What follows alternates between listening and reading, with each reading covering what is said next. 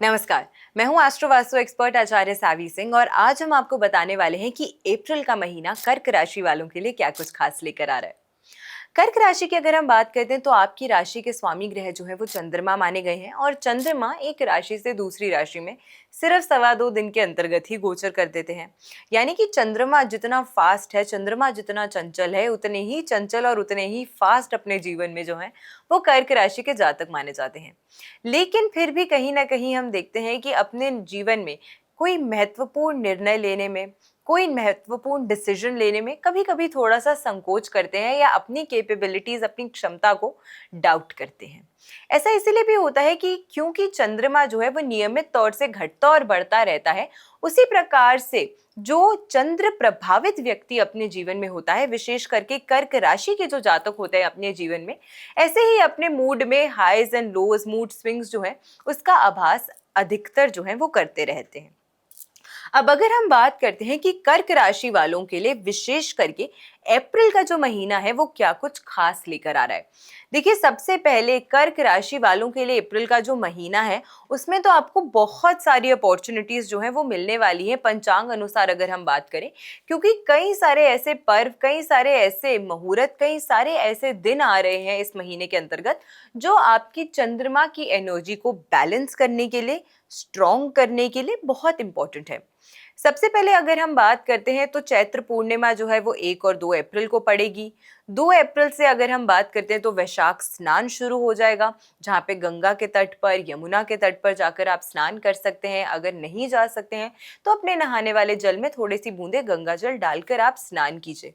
इस समय के दौरान दूध का दान, घी का दान करना या फिर अगर आप चाहें तो दही का दान जो है, ये अगर आप करते हैं तो आपके लिए विशेष करके अच्छा है। छबील अगर आप लगाते हैं, वैसे ही गर्मियों का समय शुरू हो गया है, तो ऐसे में ये सभी चीजें जो है वो आपके जीवन में एक शुभता जो है वो लेकर आती है और एक सकारात्मक, एक पॉजिटिव चेंज जो है वो आपके जीवन में लेकर आती है।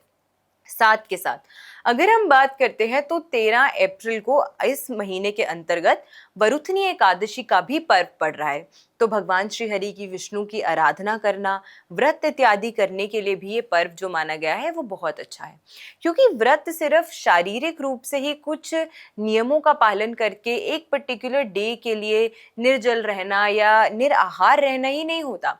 व्रत का अर्थ ये भी होता है कि आप मानसिक तौर पे पूरी तरीके से शुद्ध हैं और आपके जीवन में अगर कोई भी नकारात्मकता है, नेगेटिविटी है या परेशानियां हैं, उन सभी को उस एक दिन के लिए त्याग कर, छोड़कर, दूसरों की निंदा करना, इन सभी बातों को छोड़कर आप अपने आप को भगवान की आस्था में लीन करते हैं। ये एक्चुअल अर्थ होता है किसी भी व्रत को करने का, और ये इकलौता ऐसा नियम है जिसका पालन आपको सबसे पहले करना चाहिए जब भी आप कोई व्रत करते हैं। देखिए, इस महीने के अंतर्गत अगर हम कर्क राशि की बात करते हैं, विशेष करके कर्क राशि के जो ट्रांजिट्स हो रहे हैं, जैसे मैंने आपको बताया कि 2.25 दिन के अंतर्गत ही चंद्रमा जो है वो एक राशि से दूसरी राशि में परिवर्तित होता है। लेकिन इस महीने के अंतर्गत अगर हम बात करते हैं तो लगभग ऑलमोस्ट 16 तारीख तक आप लोगों के लिए जो समय है वो थोड़ा सा बदलाव, परिवर्तन और उथल पुथल का जो है वो रहने वाला है। अब इसका रीजन ये भी है कि चंद्रमा की अगर हम बात करते हैं, सबसे पहले गुरु जो है वो आपकी राशि से 12वें भाव में, व्यय के भाव में मार्गी होके बैठे हैं और ये एक्सपेंशन के कारक हैं। गुरु कहा जाता है कि जहां बैठते हैं वहां कहीं ना कहीं थोड़ी सी कठिनाइयां बढ़ा देते हैं, और अगर किसी नकारात्मक, त्रिषढ़ाई या त्रिक भाव में बैठते हैं, जैसे कि 12वां भाव एक त्रिक भाव माना गया है, वहां पे जब गुरु बैठते हैं तो वो उस भाव से आने वाली चीजों में विस्तारता या वृद्धि लेकर आते हैं। अब ये खर्चों का भाव है तो जाहिर सी बात है कि खर्चों के भाव में वृद्धि करने वाला ग्रह बैठेगा तो आपके खर्चे बढ़ाएगा।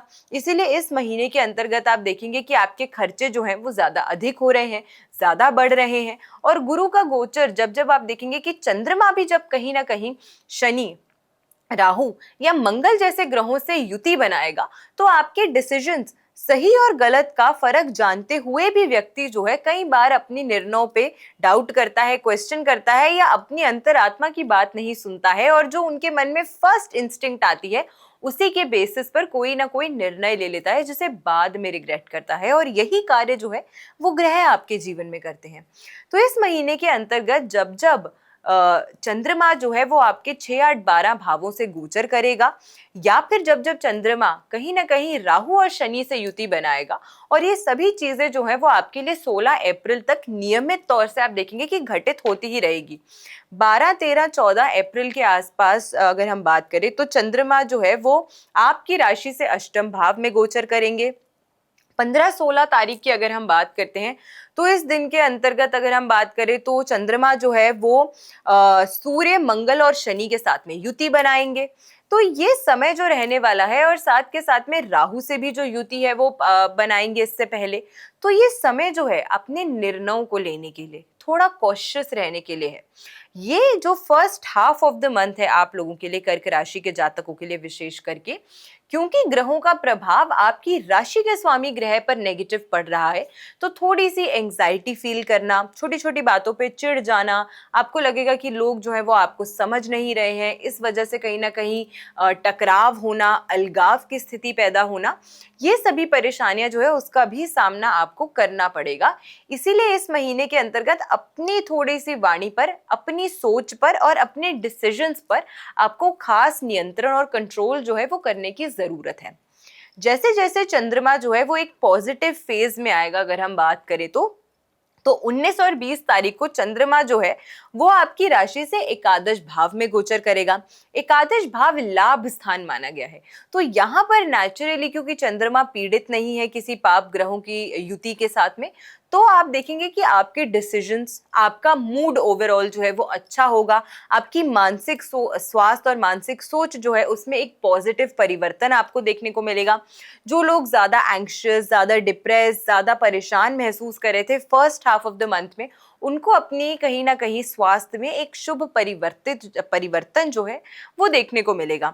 साथ में 21 और 22 तारीख को विशेष करके, भले ही 12वें भाव में, लेकिन गुरु और चंद्रमा की युति से आप देखेंगे कि यहाँ पे गज केसरी योग जो है वो बनता है।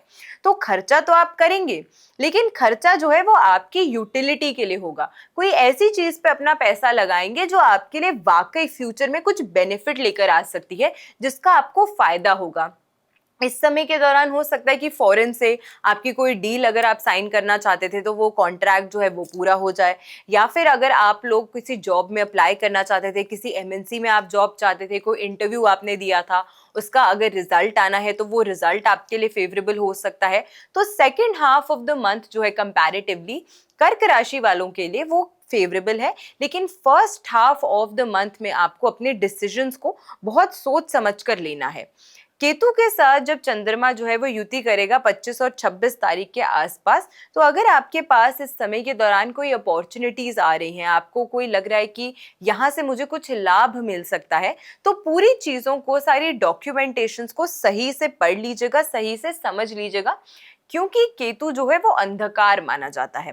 तो इन सभी चीजों को मद्देनजर रखते हुए अगर आप इस महीने के अंतर्गत अपने डिसीजंस जो है वो लेते हैं, तो ये समय आपके लिए पॉजिटिव भी हो सकता है। अब जिन जिन जगहों पे आपको कुछ परेशानी और समस्या आ रही हो, उनको ठीक करने के लिए सबसे पहले तो पंचांग अनुसार मैंने आपको बताया कि इस महीने के अंतर्गत पड़ने वाले पर्व जो हैं उनका पूरा लाभ आपको उठाना है। लेकिन साथ के साथ इस महीने के अंतर्गत हर सोमवार के दिन अगर आप नारियल के जल से शिवलिंग का अभिषेक करते हैं, और विशेष करके जो हम नारियल पानी पीते हैं वो वाला नहीं, जो जटा वाला नारियल होता है, उसको क्रैक ओपन करके, उसको खोल के, उसका जल जो है नियमित रूप से आपको प्रति सोमवार आपको शिवलिंग पे अर्पित करना चाहिए।